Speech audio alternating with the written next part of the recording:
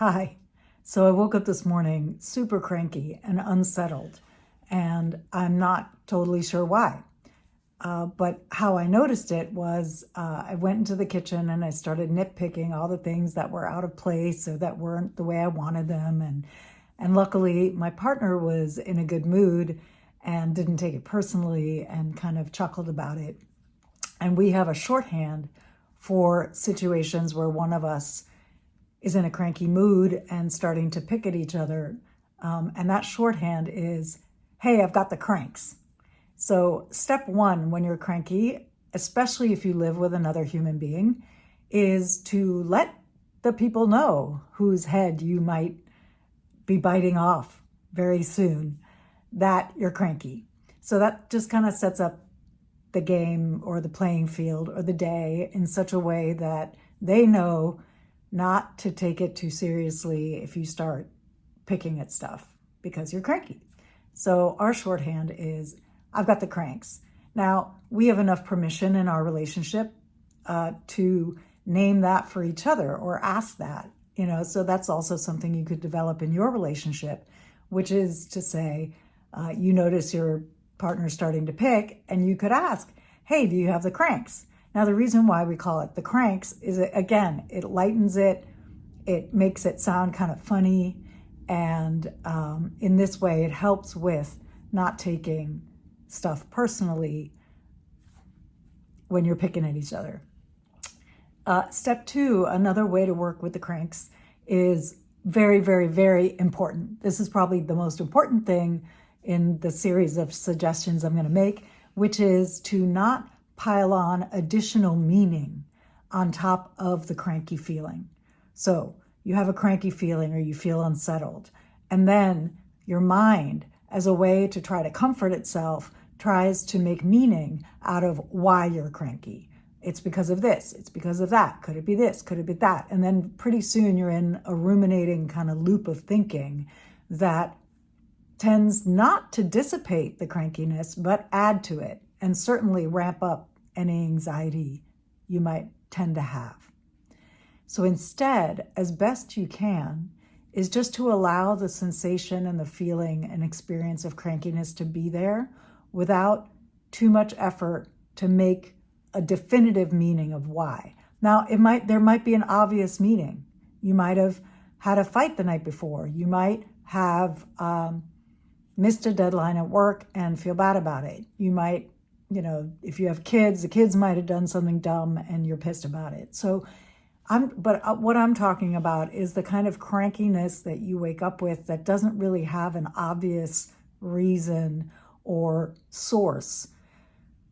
And in that case, I suggest not trying to figure it out, at least right away. The first thing that needs to happen is to tend to yourself. And if you don't have time or space to tend to yourself in that moment because you got to rush to work or, get on a call or something like that, then do your best to take a few breaths, settle your system. I like box breathing for this, where you inhale, hold, exhale, and hold for the same count. You could start at 4, work your way up until you're holding out your breath the longest you can before starting to go into a panic.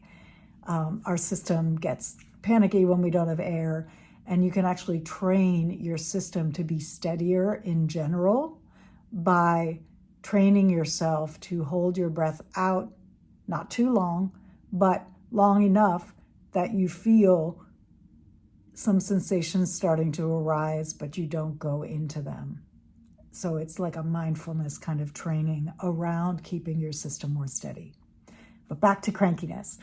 So another thing we tend to do when we get cranky is also pile not only the meaning we think, the reason we think we're cranky, but all sorts of other stories on top of the crankiness, like I'm wrong, I'm bad, what's wrong with me, I hate my brain, all the stuff that contributes, again, to the crankiness getting worse and also lasting longer. So how we're feeling actually shifts pretty quickly if we don't hang on to it. So by not adding additional meaning on top of the cranky feeling, by not making it mean that something's wrong with you. It allows it to pass. Instead, have your attention be on, I have this feeling. What do I need? And I suggest then tending to those needs in this order. Number one, physical. What do I need physically? Do I need more sleep? Do I need a snack? Do I need water? Am I hydrated? Am I slept? Am I pooped? Am I fed? The basics for having your body just feel good. Does my body need to move? That is the next physical question. Maybe I'm cranky because a lot of energy has just gotten stuck in my body and I need to move it out. Do I need to, maybe I can dance, have sex if there's someone available, have sex with myself if there's no one else available, and because that's pleasurable. What can I do to move my body? And then looking mentally, is there something overwhelming or overloading that's going on mentally? How could I lower that load?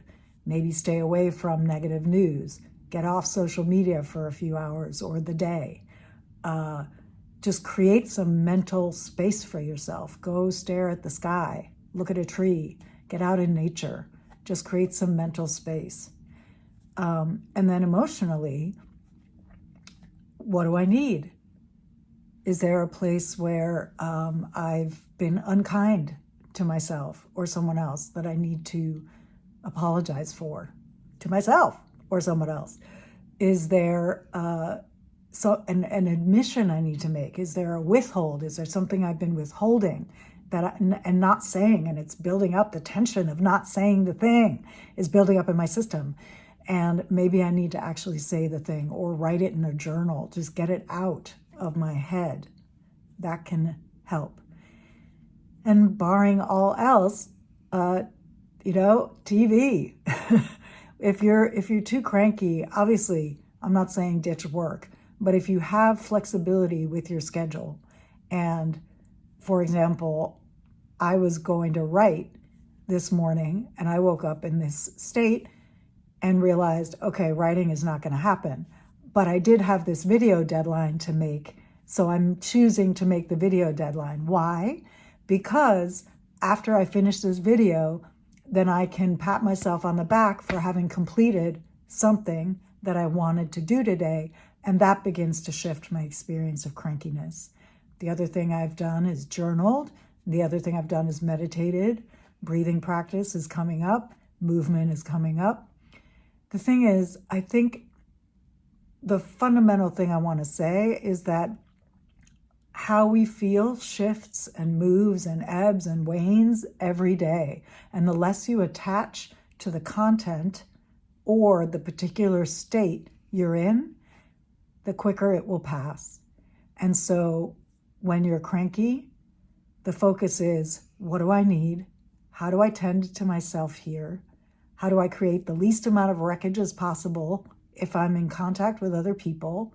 And you do that by warning them that you're cranky so that you don't take my tone seriously. I'm just cranky today. This isn't about you. So that's a kindness that you offer to the people around you. And you basically, as best you can, lay low, take care of yourself, do something kind, say something kind to yourself, acknowledge a win, acknowledge something you appreciate, and it will pass. I'm Marie Elizabeth Molly, your relationship artist, and we're made of love. Now let's be about freeing it. Have a good day.